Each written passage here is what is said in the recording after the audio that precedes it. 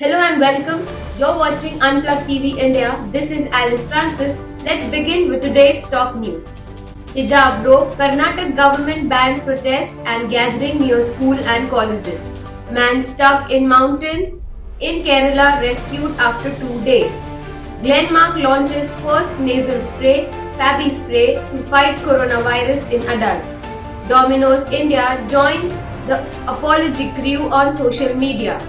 Sale of wine in supermarket. Social activist Anna Hazare to go on indefinite hunger strike from February 14.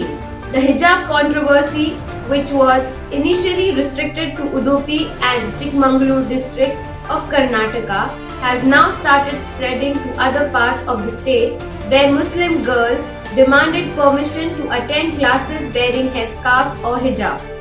In protest, the Hindu students as well started attending classes wearing saffron scarves around their necks. Now the issue of hijab has snowballed into a major controversy with political parties striving to derive mileage over it.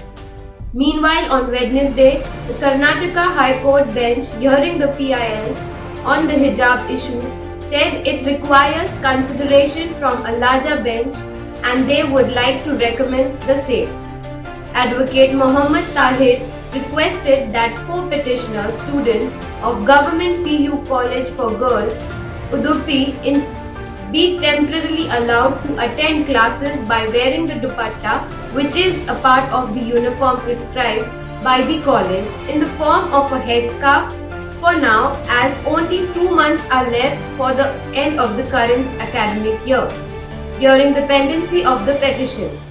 To this, the court denied the appeal and suggested that the larger bench to give its decision on this.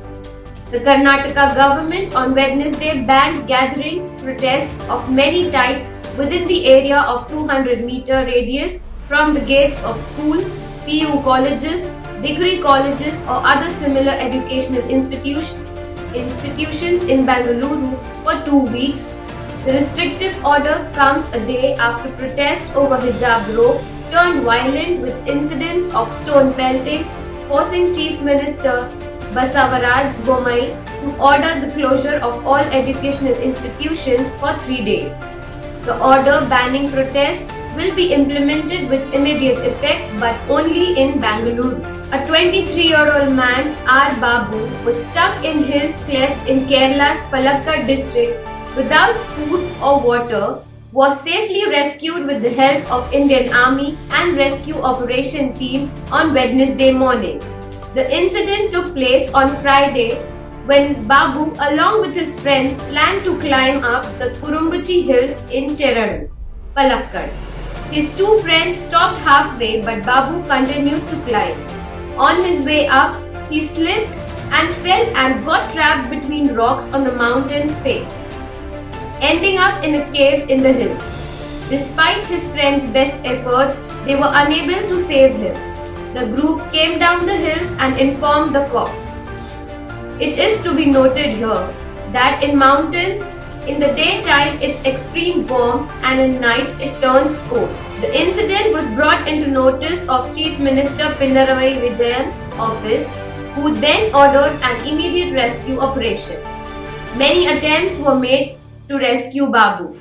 A Coast Guard aircraft was also sent but failed due to weather conditions. Later, a team which specializes in mountaineering and rescue was joined by the Indian Army and the Air Force, conducted the rescue operation and brought back the man safely. Glenmark Pharmaceuticals launched a nasal spray in India on Wednesday to treat adult patients with the coronavirus illness.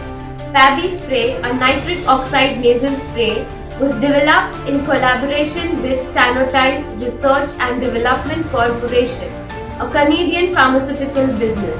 In COVID-19 patients, nitric oxide nasal spray was shown to be safe and well tolerated.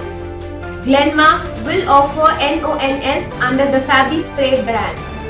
The COVID-19 virus is killed by FabiSpray in the upper airways. According to the makers, the nitric oxide nasal is sprayed over the nasal mucosa, which functions as a physical and chemical barrier against the virus. According to the statement, it will prevent the infection and incubating and spreading in the lungs. Meanwhile, the country recorded 71,365 new cases in the last 24 hours on Wednesday, bringing the total number of cases to 4,24,10,976. The death toll too has risen to 5,0279 people.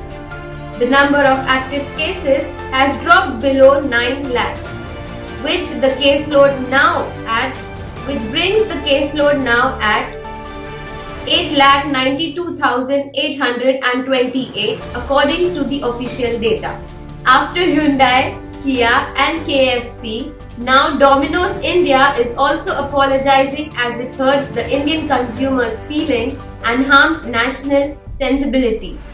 Pizza food chain Domino's saw a huge backlash in India as their outlets outside the country were seen supporting Kashmiri Solidarity Day, for which Domino's India has now issued an apology on Twitter on Tuesday for the unsolicited tweet.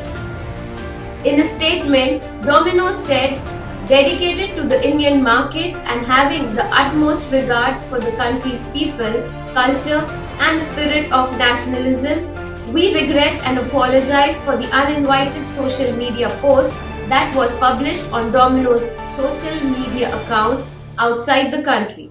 We recognize and cherish India as a brand, and we remain strongly dedicated to serving our customers and communities with humility, gratitude and pride.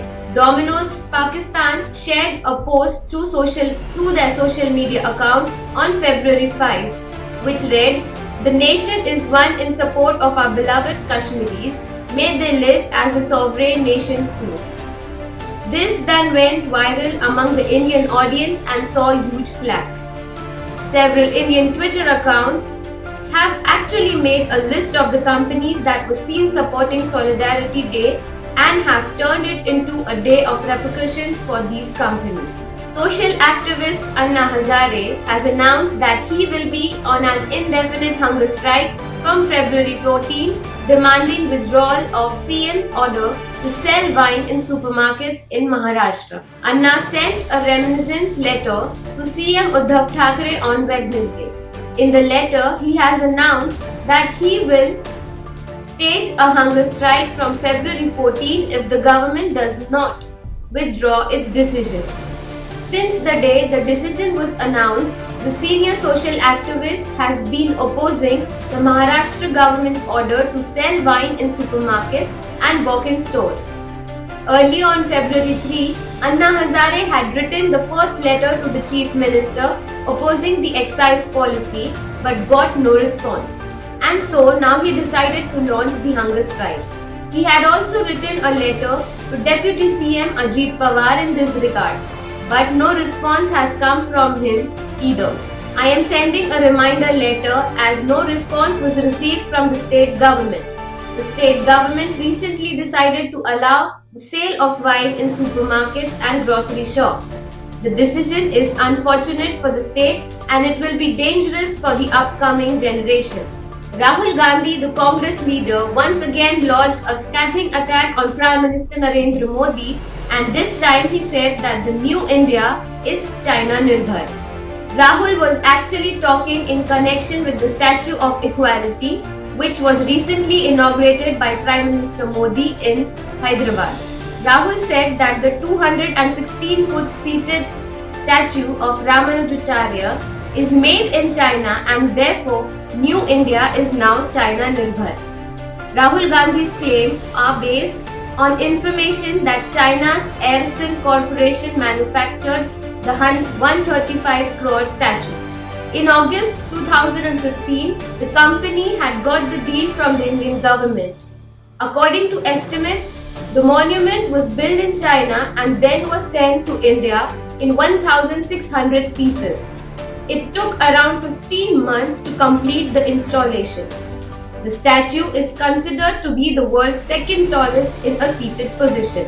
It is made of panchola, a 5 metal alloy that includes copper, silver, gold, zinc and titanium. In a statement during his Lok Sabha speech, Rahul Gandhi stated that the Chinese have a clear vision of what they want to achieve and that India has made the worst strategy error by allowing China and Pakistan to become closer. Thank you for watching Unplugged TV India. Please hit like, subscribe and share. This is Alice Francis signing off.